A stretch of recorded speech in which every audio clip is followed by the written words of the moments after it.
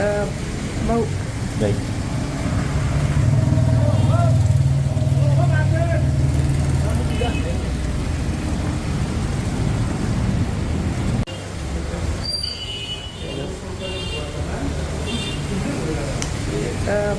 भाऊ नाही.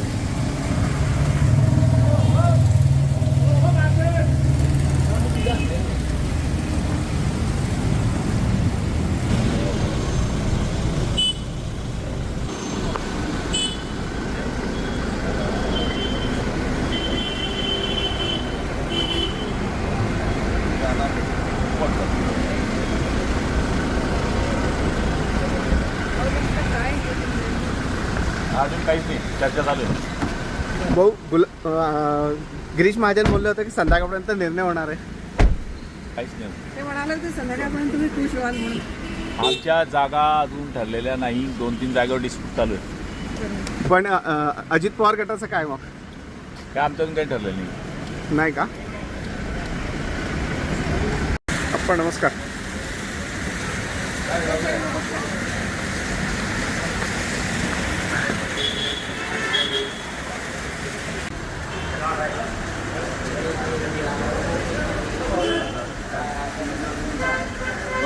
आप्पासाहेब आज काही बैठकीसाठी आलेत का आपण पक्षाचे प्रमुख म्हणून? मी माझ्यासाठी आलो आता. मला माहिती नाही, मी नाशिकवरून येतो इतक्यात.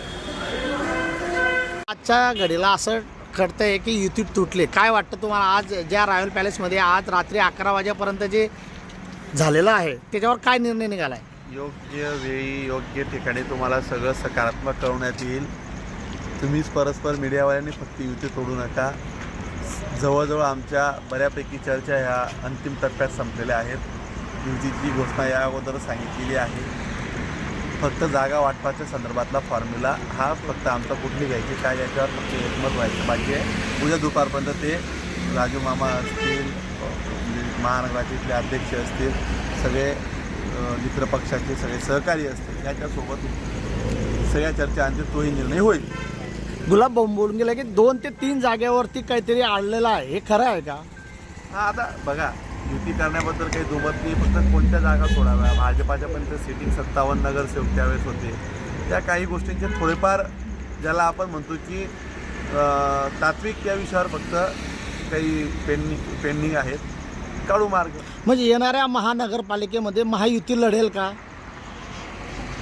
जवळजवळ एकंदरीत पाहिलं तर महायुतीमध्ये लढायला अडचण आता तरी वाटत नाही. जागेवरनं जर काही इश्यूज झाले तर त्या कारणाने एखाद्या वेळेस काही झालं तरच होऊ शकतं. पण मला वाटत नाही की असं काही होईल.